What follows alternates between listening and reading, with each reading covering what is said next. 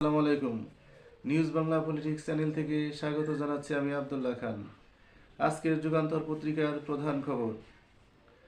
অন্তর্বর্তী সরকার প্রধান হওয়ার আগে পরে কি ঘটেছিল জানালেন ডক্টর ইউনূস। 5 আগস্ট ছাত্র জনতার তীব্র আন্দোলনের মুখে ক্ষমতাচ্যুত হন শেখ হাসিনা। এরপর 8 আগস্ট শপথ গ্রহণ করেন অন্তর্বর্তী সরকারের প্রধান উপদেষ্টা নোবেলজয়ী অধ্যাপক ডক্টর মোহাম্মদ ইউনূস।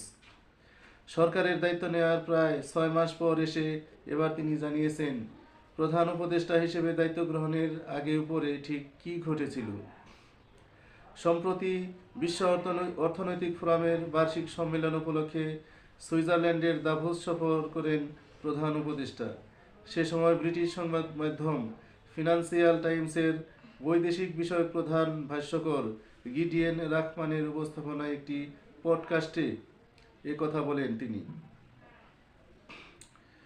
রাখমান রিভিউ নামের ওই পডকাস্ট অনুষ্ঠানে কথোপকথন লিখিত আকারে গতকাল বৃহস্পতিবার প্রকাশ করা হয়েছে।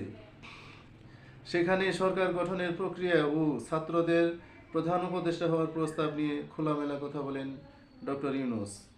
ইউনূস বলেন, আমি যখন প্রথম ফোন কল পাই তখন আমি প্যারিসের হাসপাতালে ছিলাম। আমার ছোট্ট একটি অস্ত্রোপচার করা হয়েছিল। তখন ছাত্র নেতারা ফোন দিল। যদিও আমি বাংলাদেশে কি ঘটছে সেসব খবর প্রতিদিন মুঠোফোনে দেখতাম। তখন তারা বলল, তিনি চলে গেছেন, এখন আমাদের সরকার গঠন করতে হবে, দয়া করে আমাদের জন্য সরকার গঠন করুন।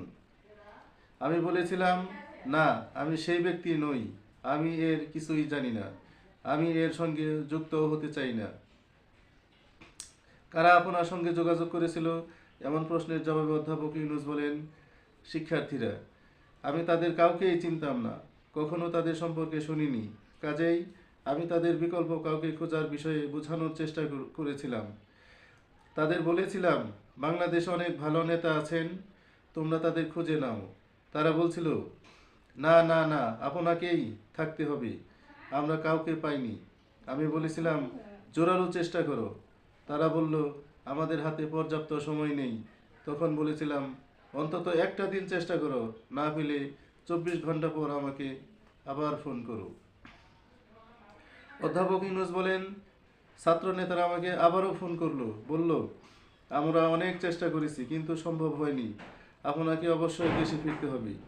শেষ পর্যন্ত আমি বললাম, দেখো, তোমরা রাজপথে জীবন দিয়েছ, প্রচুর রক্তক্ষয় হয়েছে, তোমরা সম্মুখ সারিতে আছো, যেহেতু তোমরা এসব করতে পেরেছ, এখন ইচ্ছা না থাকলেও তোমাদের জন্য আমারও কিছু করা উচিত। আর এটাই সেই সময় সরকারের সংস্কার করতে হবে, আমি রাজি, তোমরা কি একমত? তারা আর কোনো কথা বলেনি। সেই দিনের অভিজ্ঞতা জানাতে গিয়ে অধ্যাপক ইউনূস বলেন, ঘন্টা দুয়েক পর হাসপাতালে একজন নার্স এলেন, তিনি আমাকে একটি ফুলের তোড়া উপহার দিলেন। আমি বললাম, এটা কেন? তখন ওই নার্স বললেন, আপনি বাংলাদেশের প্রধানমন্ত্রী, আমরা এটা জানতাম না।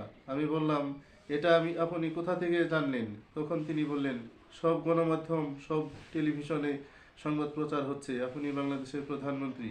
আমি বললাম, আমি আপনার কাছ থেকেই এটা জানলাম। অধ্যাপক ইউনূস বলেন, এরও ঘন্টা দুয়েক পর ওই বোর্ড সদস্যরা সহ হাসপাতালের প্রধান আসেন।